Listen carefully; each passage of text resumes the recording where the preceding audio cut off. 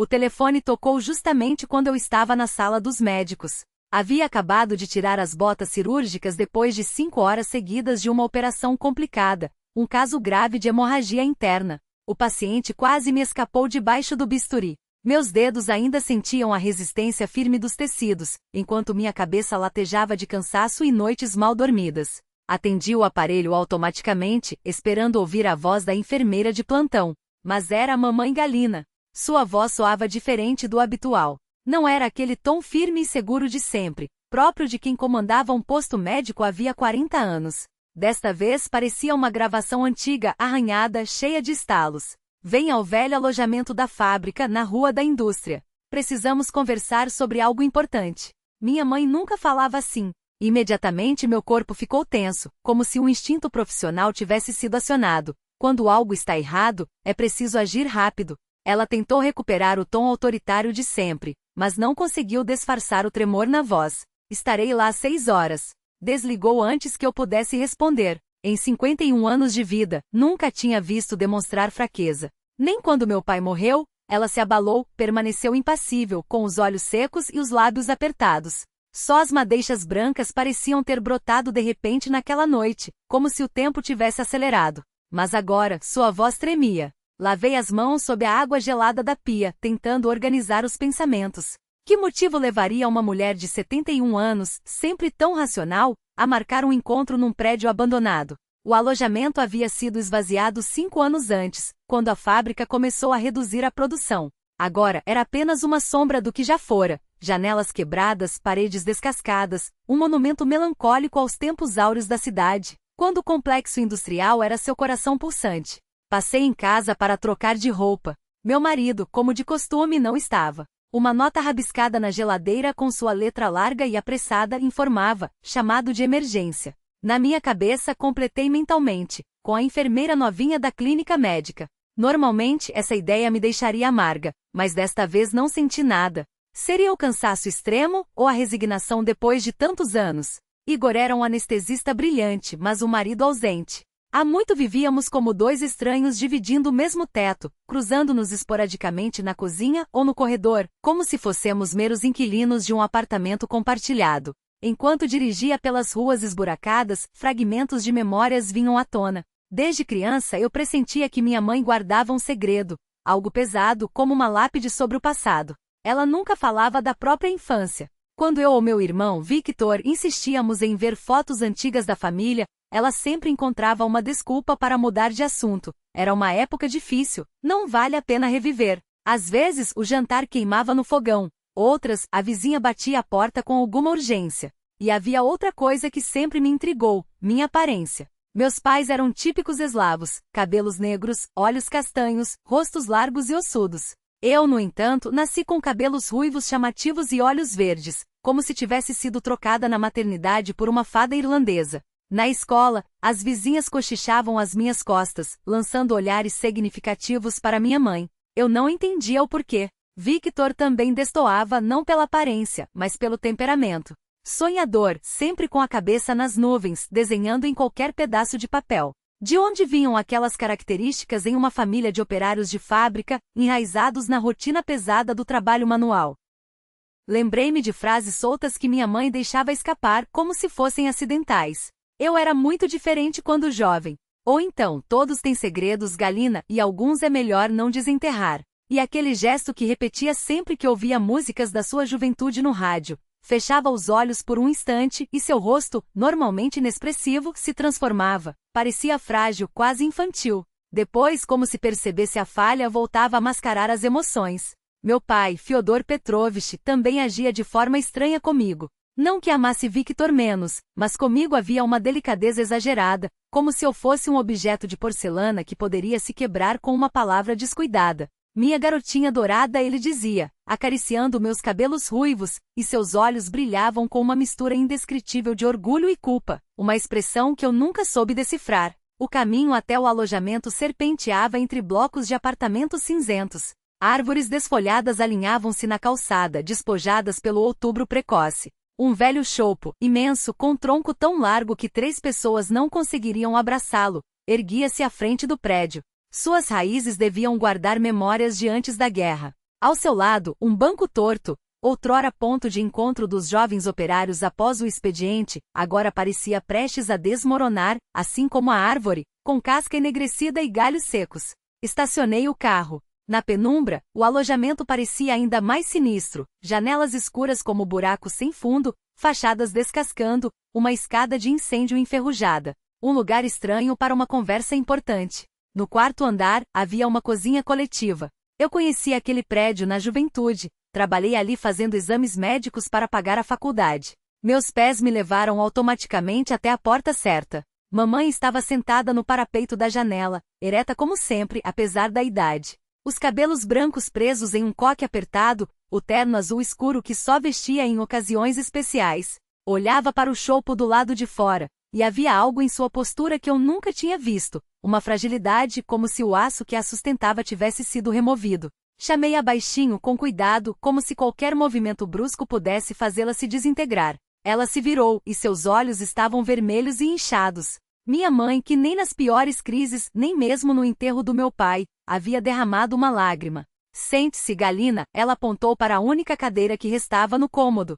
Chegou a hora de você conhecer a verdade sobre nossa família. Uma bola de ansiedade se formou no meu estômago. Como médica eu estava acostumada a dar más notícias. É um tumor. Precisamos operar com urgência. Ou então, fizemos tudo o que podíamos. Mas desta vez, o medo era diferente. O medo primal, como de uma criança que acorda de um pesadelo e não consegue se mexer. Você está doente? Foi a primeira coisa que me veio à cabeça. A deformação profissional falando. Primeiro, descartar causas médicas. Ela deu um sorriso amargo. Não, minha filha. Meu corpo está tão saudável quanto pode estar nesta idade. Então, o que era? Antes que ela respondesse, ouvimos passos na escada. Primeiro leves e rápidos, depois mais pesados. Vozes, uma masculina, outra feminina. Na porta apareceu minha filha Marina, ofegante da subida apressada, os cabelos castanho avermelhados escapando do gorro, os olhos brilhando de preocupação. Vovó, o que aconteceu? A senhora está doente? Atrás dela, meu irmão Victor, desalinhado, com uma pasta de desenhos debaixo do braço, claramente, havia saído correndo da oficina. Seu rosto, geralmente sereno, estava contorcido em uma expressão de confusão. Mãe, sua mensagem. Ele começou, mas ao me ver, calou-se. Eu pedi para você vir sozinha, minha mãe disse com uma severidade inesperada, olhando para mim. E eu vim sozinha, respondi, abrindo os braços em um gesto de impotência. Mas pelo jeito, a senhora não ligou só para mim. Ela suspirou fundo, como se aceitando o inevitável. Sentem-se então. Apontou para o parapeito ao seu lado. Se estão aqui, talvez seja melhor assim. Isso diz respeito a todos vocês. Nos acomodamos como pudemos, eu na cadeira, Victor e Marina no parapeito. Mamãe ficou de pé diante de nós, como uma professora frente à classe. Mas não havia ali a autoridade habitual. Seu rosto transmitia medo. Por que nos chamou aqui, M? Por que chamar a gente para este velho albergue? Perguntou Victor, batendo os dedos nervosamente no joelho. Porque foi aqui que tudo começou, respondeu mamãe baixinho, olhando novamente pela janela para o chopo. Aqui começou a nossa família. E aqui ela poderia ter terminado. Trocaríamos olhares, eu, minha filha e meu irmão.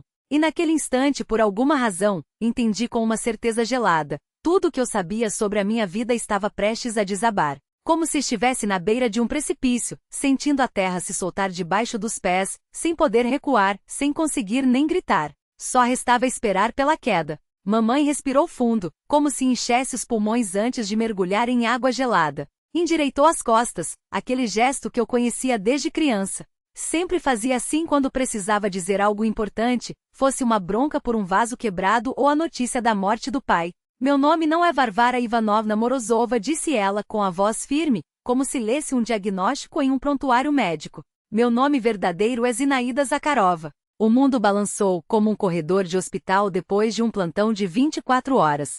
Instintivamente, agarrei o encosto da cadeira para não cair. O que quer dizer com não é? Como assim? Eu era médica. Estava acostumada à lógica, à sequência causal, à ideia de que todo efeito tem uma causa, todo sintoma, uma explicação. Mamãe, o que você está dizendo? As palavras saíram sem controle, trêmulas, nada profissionais. Você sempre foi Varvara. Tem RG, carteira de trabalho. Nós até fomos na sua escola, no encontro de ex-alunos, quando eu tinha 12 anos. Todos se lembravam de você como Vária.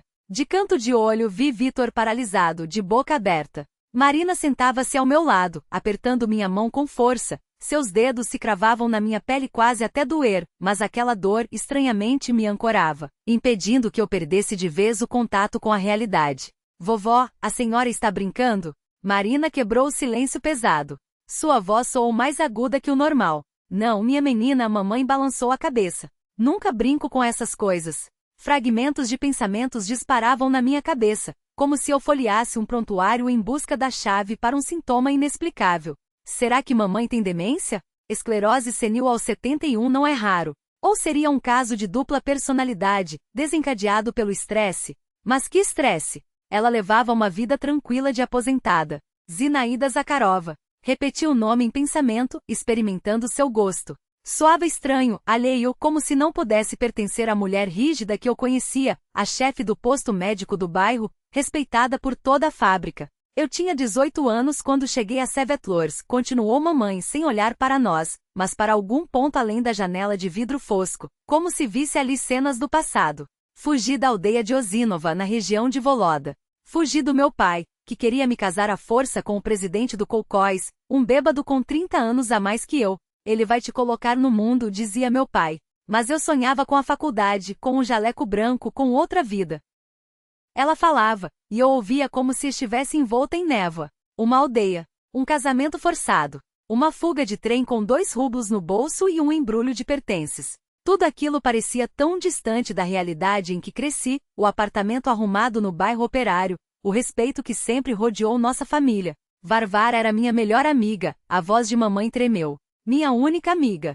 Sonhávamos juntas em fugir para a cidade, entrar na faculdade de medicina. Ela era mais inteligente, mais corajosa que eu. Mas em 1949, um ano antes da nossa fuga, ela se afogou no rio. Disseram que foi suicídio. Depois de um amor infeliz por um professor casado. Mamãe interrompeu-se, tirou do bolso um lenço pequeno, quadrado, cuidadosamente bordado, daqueles que as mulheres modernas já não usam, e enxugou os olhos. Não planejava pegar o nome dela. Mas quando cheguei a Sevetlors me perdi. Na estação, um policial verificava documentos, e eu só tinha uma declaração do soviete rural, ainda com o sobrenome de solteira do meu pai. Na nossa aldeia, muitas mulheres nem tinham passaporte. Tive medo de que me mandassem de volta e me apresentei com o primeiro nome que me veio à cabeça, Varvara Morozova. Era o sobrenome de solteira dela.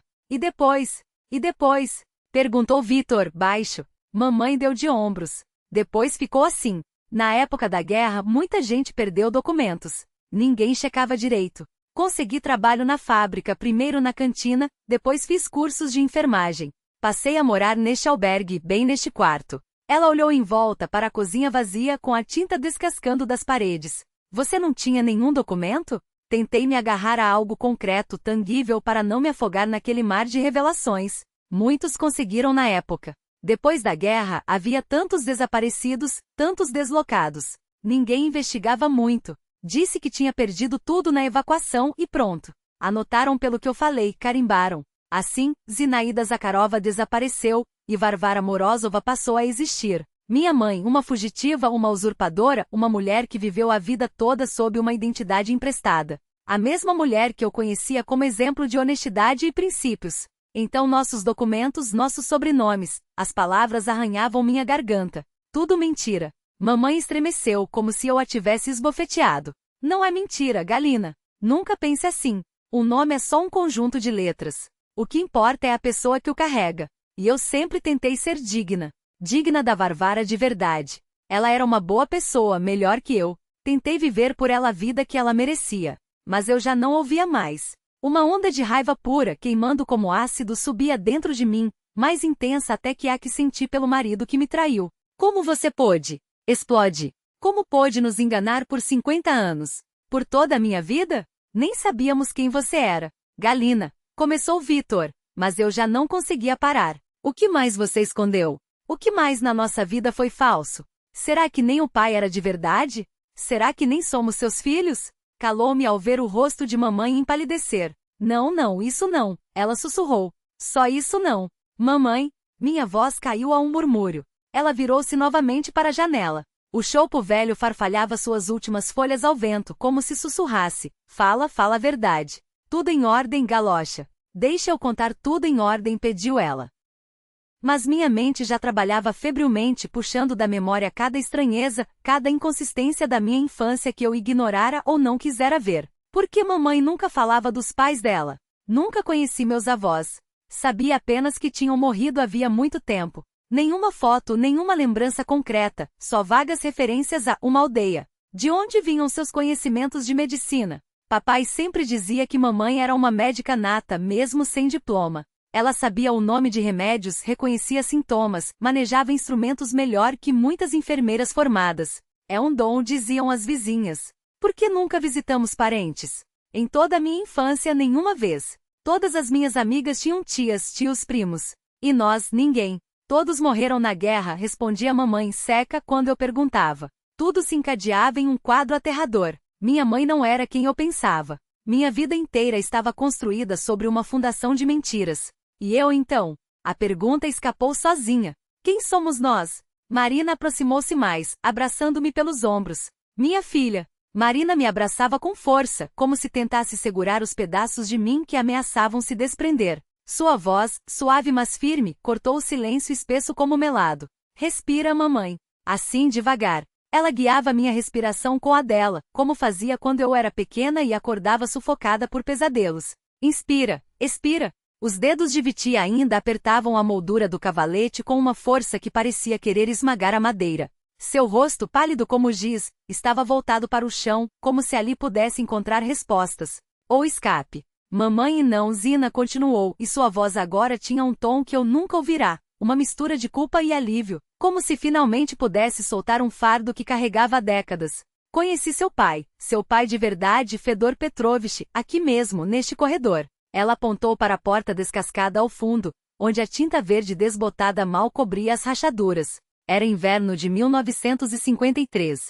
Eu tinha acabado de descobrir que estava grávida e Oleg, seu rosto se contraiu, como se o nome queimasse ao sair. Oleg havia sumido. Deixou uma carta no meu travesseiro. Perdoe-me, Zina. Não posso. Não agora. Não havia endereço, nem explicações.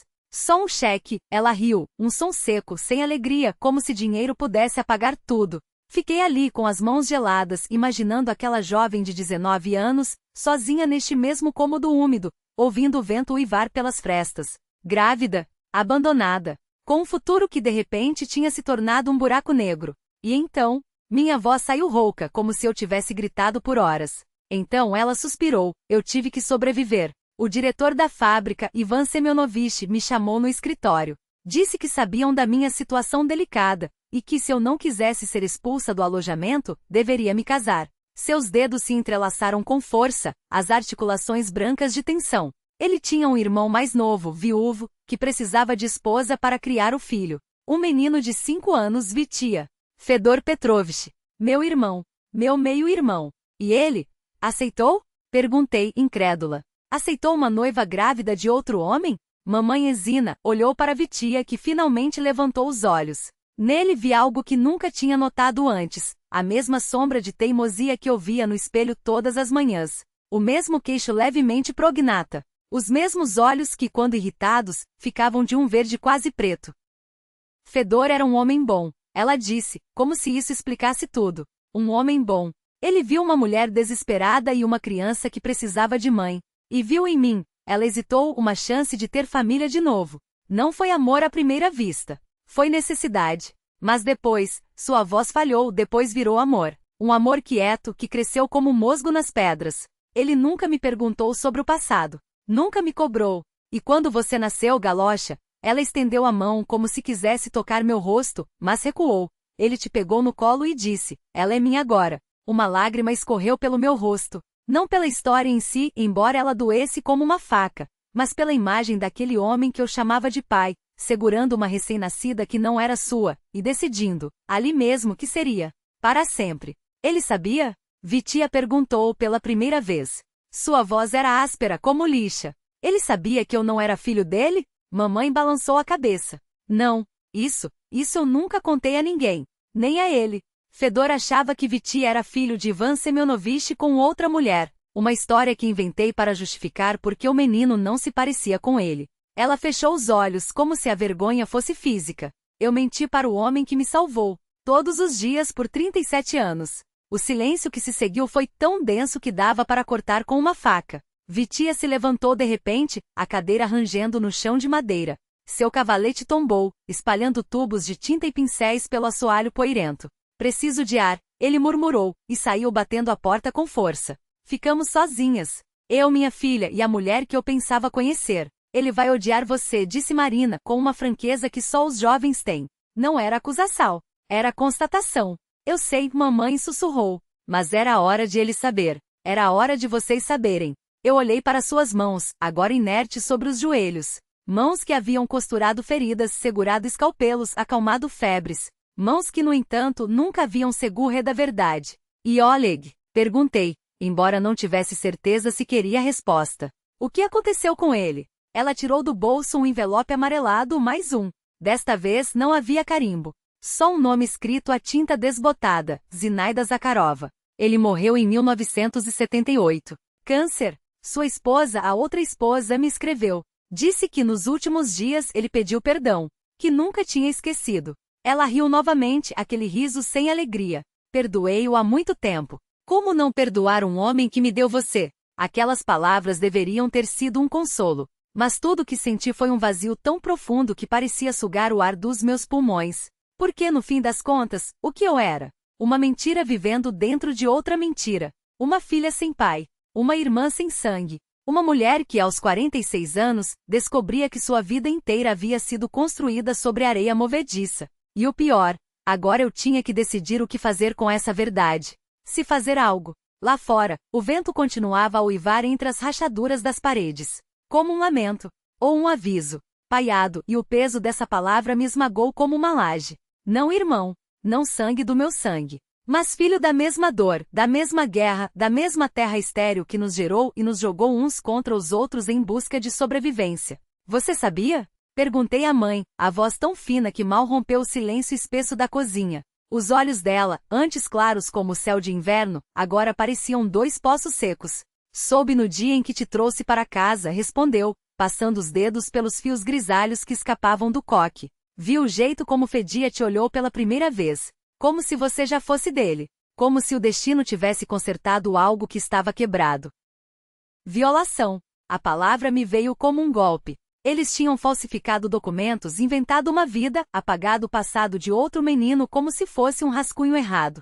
Mas que alternativa tinham? Deixar que o sistema engolisse mais uma criança sem nome? Que crescesse entre paredes frias de orfanato, com fome e medos que nenhum abraço apaga? Eu não era melhor que eles, murmurou Marina, como se lesse meus pensamentos. Suas mãos tremiam ao segurar o copo de chá frio. Também escondi a verdade do meu filho. Também escolhi a mentira como refúgio. O vento arranhava os vidros da janela, como se quisesse entrar e levar embora o peso daquele segredo.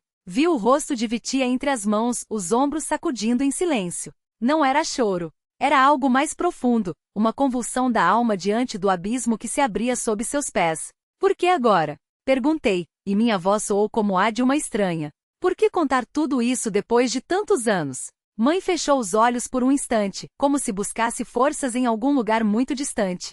Porque a casa está caindo, disse, finalmente. As paredes ouvem, o tempo come os segredos. E por quê? Hesitou, olhando para Vitia, porque ele merece saber de onde veio. Mesmo que doa. Um nó se formou na minha garganta.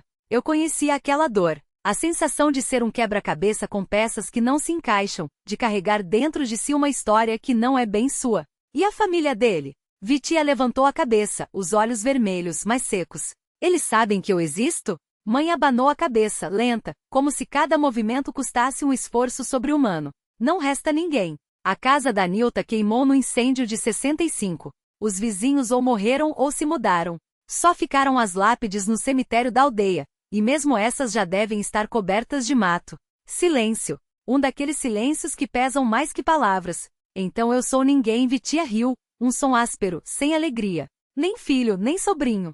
Só um fantasma com documentos falsos. Você é meu, disse mãe, e sua voz foi um chicote cortando o ar. Você é filho do homem que te criou, que te ensinou a andar de bicicleta, que te levou no primeiro dia de aula. Você é irmão da mulher que te defendeu de cada valentão do bairro. Ela estendeu a mão trêmula e tocou o rosto dele. Sangue não faz uma família, Vitia. Escolha faz.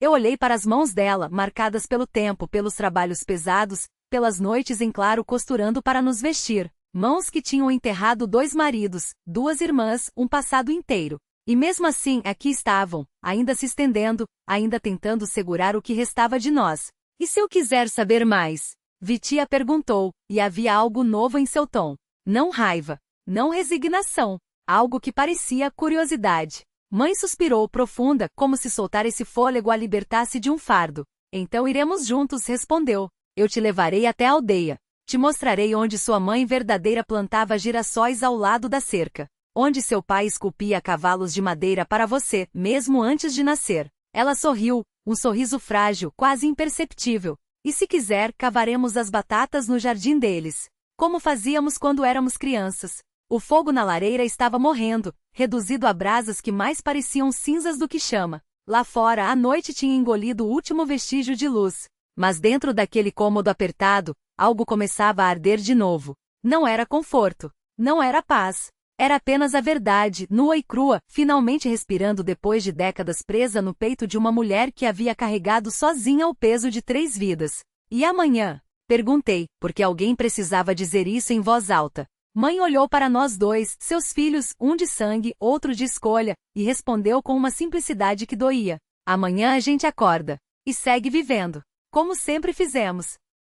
Enquanto a mãe falava, eu revivia na memória cada detalhe sobre Vitia, o primo-irmão, segundo sua história, e tentava juntar as peças do que sabia sobre ele. Vitia sempre foi diferente, um estranho no ninho em nossa família. Quieto, sonhador, com a cabeça nas nuvens. Num lar onde se valorizava o trabalho duro e a praticidade, ele parecia um alienígena com seus cadernos de desenho e livros de poesia. Seu talento artístico floresceu cedo, por volta dos 5 anos, e era um mistério para todos. De onde tiraste isso, menino? Perguntavam as vizinhas incrédulas. Agora eu entendia, vinha dos pais verdadeiros. Talvez Anilta ou Stepan tivessem essa veia criativa tão viva no filho. E o pai? Papai sempre olhou para Vitia com um carinho especial. Não que fosse injusto conosco, tratava os 2 com igualdade. Mas havia algo em seu olhar quando fitava o filho, uma ternura que eu confundia com orgulho, mas que agora reconhecia como compaixão, uma piedade silenciosa pelo órfão que perderá os pais tão cedo. Então não somos irmãos de sangue, pensei. A pergunta escapou antes que eu pudesse freá-la. Somos só 2 crianças salvas. Minhas palavras soaram duras como uma faca raspando no prato. Mãe estremeceu. Vocês cresceram como irmãos, respondeu firme, os olhos brilhando com uma convicção que não admitia réplicas. Dividiram a mesma mesa, o mesmo quarto, os mesmos brinquedos. Isso não os torna família? Olhei para Vitia, que finalmente afastou as mãos do rosto. Seus olhos estavam vermelhos, mas secos, ele sempre chorava assim, sem lágrimas, apenas apertando os dentes até doer. Naquele instante entendi, ele era meu irmão. Não pelo sangue, mas pela alma, pela infância compartilhada, pelo amor daqueles que nos criaram, por 1000 fios invisíveis mais fortes que qualquer DNA. Lembrei-me de como ele me defendia dos valentões do bairro, mesmo sendo mais novo e frágil. De como carregava minha mochila quando quebrei o braço na 8ª série. Dos cartões que desenhava para meus aniversários, verdadeiras obras de arte que guardo até hoje, sem saber que eram assinadas por um filho que nunca conheceu seus pais. Vitia falou pela primeira vez depois da confissão da mãe. Sua voz tremia como uma folha outonal ao vento. Eles morreram tão jovens. Ambos tinham menos de 25 anos, respondeu mãe baixinho. Anilta era linda. Stepan, um gigante, apesar das feridas. Teriam sido felizes. Olhei para as mãos de Vitia, dedos finos e sensíveis de artista, as rugas precoces ao redor dos olhos, marcas de uma vida tensa, criando beleza a partir do vazio. Quantas coisas ele herdara daqueles estranhos que nunca abraçou. Sim, disse, pousando a mão em seu ombro. Eles morreram jovens, mas você ganhou uma chance. Cresceu cercado de amor. Vitia cobriu minha mão com a sua e a apertou grato. Sempre soube expressar com gestos o que as palavras não davam conta. Marina, que até então permanecerá calada num canto, rompeu em soluços altos, sem vergonha das lágrimas. Correu até a avó e a abraçou com força. Vovó, a senhora é uma heroína. Salvou 2 crianças, criou como se fossem suas. Mãe, atordoada, afagou os cabelos despenteados da neta. Que heroína Marinucha! Eu fiz o que pude, como todos naqueles tempos. E eu soube que a filha tinha razão. Mãe não apenas nos criou, ela nos arrancou do abismo. Salvou da orfandade, do orfanato, de um destino quebrado. Abriu mão até do próprio nome para nos dar uma vida normal. Casou-se com um homem que não amava, ao menos não no início, só para nos oferecer um lar completo. Mas por que doía tanto descobrir a verdade? Porque cada palavra sua cortava mais fundo que um bisturi. Talvez porque a mentira, mesmo a mais nobre, corrói a alma por dentro. Ou porque a verdade, por mais amarga, liberta. Naqueles minutos, sentados na cozinha vazia do alojamento, uma mulher idosa e 3 adultos que acabavam de descobrir não serem exatamente quem pensavam, éramos uma família estranha, costurada com retalhos de destinos alheios. E mesmo assim somos família? Perguntou Vitia de repente, quebrando o silêncio. Por que agora, mãe? Por que contar a verdade só hoje? Ela suspirou fundo, encolhendo os ombros como se de repente o peso dos anos a tivesse curvado. Porque tenho medo de morrer sem que vocês saibam. Medo de levar esse segredo para o túmulo. Sua voz falhou. Vocês têm o direito de saber quem são. E eu, hesitou sem saber como terminar. Tem medo que a gente se afaste? Completei por ela. Mãe esboçou um sorriso amargo. Claro que tenho. Mas vocês já são adultos. Vão aguentar a verdade. E eu, preciso me livrar desse fardo. Lá fora, a noite havia caído por completo. A cidade acendera suas luzes, milhares de janelas brilhando na escuridão, cada uma guardando seus próprios segredos, suas dores familiares, suas meias-verdades. Nossa história era só mais uma entre tantas, nascida da guerra, da miséria, do medo, do amor e da esperança. Na cozinha abandonada do alojamento, só se ouvia o vento uivando pelos corredores vazios e o farfalhar das últimas folhas do velho chopo fora da janela. Fiquei ali, atordoada, tentando recompor os cacos da minha realidade desfeita. Minha vida toda havia sido construída sobre uma mentira, ou sobre um amor tão grande que justificava o engodo. Essa ideia me atingiu como um raio. Olhei para a mãe, seus cabelos brancos, o rosto marcado pelo tempo, mas ainda ereta como um soldado em formação. Aquela mulher havia renunciado até à própria identidade para salvar 2 crianças. Mentiu para o mundo, mas nos deu uma vida cheia de cuidado e afeto. Revirei na mente tudo o que acabará de ouvir, tentando organizar o turbilhão de emoções como organizo os instrumentos antes de uma cirurgia. Estava zangada? Sim, zangada por uma vida inteira de engano. Por não ter confiado em nós antes. Por minha biografia ser uma ficção da primeira à última linha. Mas a compreendia? Também. O que mais uma garota de 18 anos, fugida de um pai tirano e sozinha com um bebê nos braços numa cidade estranha, poderia ter feito? Não sei se eu mesma teria coragem para tanto. E o pai, Fiodor, um homem simples que sabia de tudo e calou, que aceitou crianças alheias como suas sem nunca lançar isso em nosso rosto. Que silêncio generoso era aquele! Que coração era preciso ter para uma escolha assim? Vitia estava à minha frente, perdido em pensamentos, olhando pela janela. Foi ele quem quebrou o silêncio pesado. Mãe? Vária? Zina? Tropeçou nos nomes, sem saber qual usar. Não sei qual é o certo, mas sei uma coisa. Você me deu uma vida. Uma vida de verdade. Sua voz ganhou força, ecoando a paixão que eu ouvia quando falava de suas pinturas prediletas. Sem você, eu teria crescido num orfanato. O que seria de mim? Um menino de rua? Um criminoso? Um bêbado qualquer? Mas você e o pai me deram um lar, educação, amor. Me deram a chance de ser quem sou. E eu entendi, ele estava certo. Que diferença faziam os papéis amarelados em algum arquivo dos AGs? O que importava era que crescemos cercados de carinho, que nos tornamos pessoas decentes. Aproximei-me dela e peguei suas mãos nas minhas. Mãos tão familiares, veias saltadas, articulações nodosas, calos do trabalho sem fim. Mãos que balançaram meu berço, corrigiram minhas lições, mediram remédios para os filhos dos vizinhos. Sou médica. Conheço o valor de uma vida. Você salvou a gente. Aos 2. E ainda nos deu um pai que nos amou. Ela apertou meus dedos, e senti um tremor percorrer seu corpo. Vocês não estão com raiva? Perguntou, incrédula. Não me desprezam? Vitia olhou surpreso. Por quê? Por ter se sacrificado por nós? O silêncio no quarto tornou-se mais suave e mais quente. Como se um peso invisível, que há tanto tempo nos oprimia os ombros, começasse a se dissipar. Marina sentou-se ao lado da avó, apoiando a cabeça em seu colo, como fazia quando criança, depois de joelhos ralados ou de uma nota vermelha no caderno. E então, algo em mim se rompeu. Comecei a falar sobre o que havia calado por anos, o casamento infeliz com Igor, suas traições intermináveis, a nossa convivência sob o mesmo teto como estranhos. Agora entendo, a vida é curta demais para mentiras, conclui. Ou a gente conserta ou vai embora. E eu só aguentava com medo de mudar. Vitia também se abriu.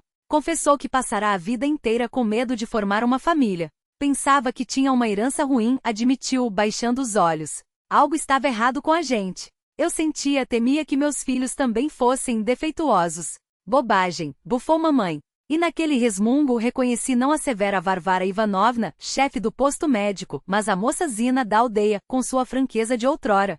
Seus pais eram pessoas boas, saudáveis. Só não tiveram sorte. Foi quando Marina soltou de repente, eu estou noiva. Todos nós a encaramos boquiabertos. Do André. Vocês não o conhecem. Ele é restaurador, trabalha com o tio Vitia. Não falei antes porque não sei porquê. Mas agora quero viver com honestidade, como vocês me ensinaram. Sem meias palavras. Mamãe olhava para nós três, aturdida, como se não acreditasse que suas confissões, em vez de destruírem a família, tivessem nos unido de um jeito milagroso.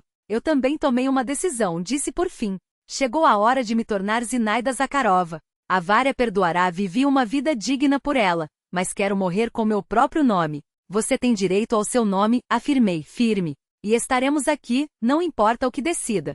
Saímos daquele estranho encontro no alojamento abandonado, já passava da meia-noite. Levei mamãe em casa, depois deixei Marina em seu estúdio. No caminho pensei nos meus planos, finalmente me divorciar de Igor. 15 anos de fingimento eram suficientes. Não queria mais desperdiçar um único dia naquela farsa. Tirar férias, pela primeira vez em anos. Repensar a vida, o futuro. Talvez até visitar Tuzinova, a terra natal de minha mãe, ver os lugares onde ela cresceu. E quem sabe buscar trabalho em outro hospital. Demasiadas memórias na regional, demasiados anos entregues àquela rotina. Era hora de mudar, enquanto ainda havia força e vontade. 6 meses se passaram desde aquela noite. Estávamos em um salão claro de um restaurante no campo. Eu, mamãe, Vitia e sua noiva, Svetlana, que conhecera em uma exposição de arte. Era o casamento de Marina. Ela dançava com André, ria, brilhava como um pequeno sol. Ao vê-los compreendi com clareza, só agora depois da verdade, nos tornáramos uma família de verdade. Como uma ferida antiga que enfim cicatrizara, parando de doer a cada movimento. Mamãe, agora oficialmente Zinaida Ivanovna Zakharova, depois de mudar seus documentos na justiça, estava à mesa, rodeada de convidados. Era estranho ouvi-la ser chamada pelo novo nome, mas ela florescera, rejuvenesceu, como se tivesse se livrado de um fardo. Vitia abriu um ateliê de arte para crianças. Descobriu-se um professor talentoso. Sua exposição de ícones fez sucesso, e o convidaram para restaurar igrejas em toda a região. Eu pedi demissão da clínica distrital e me empreguei em um hospital particular. O trabalho era desafiador, mas estimulante. E em minha vida apareceu Mikhail Semyonovich, um cardiocirurgião do meu andar. Viúvo, sério, confiável. Ainda era cedo para falar de sentimentos, mas havia esperança de que as noites solitárias ficassem para trás. Após a recepção, nos reunimos na varanda do restaurante. Marina aproximou-se com o buquê. Pela tradição, deveria lançá-lo às amigas solteiras. Mas em vez disso, entregou-o às mãos de mamãe. Babushka Zina disse, beijando sua face. Isso é para você, por nos ensinar o mais importante, amar, apesar de tudo. Olhei para a mamãe que segurava no colo o filho pequeno de Svetlana e Vitia, meu sobrinho batizado em homenagem ao avô, Fyodor. E pensei, ela nos deu não só a vida, mas a compreensão de que família não é sangue, é amor. Um amor que supera as circunstâncias, as convenções, até mesmo o destino. O velho choupo junto ao alojamento foi derrubado na primavera passada. Estava seco, ameaçava cair sobre a estrada. Mas antes disso coletei algumas de suas sementes, aqueles flocos brancos que o vento espalha. Plantei-as na dacha e imaginem, brotaram.